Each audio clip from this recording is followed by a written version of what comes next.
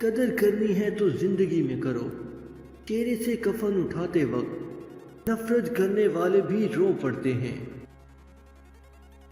زندہ لوگوں کی قدر کیجیے، مردوں کو تمہارے سجدے نہیں چاہیے۔ نہ جانے زندگی میں ایسے لوگ کیوں آ جاتے ہیں جو وفائیں کر نہیں سکتے لیکن باتیں ہزار کرتے ہیں۔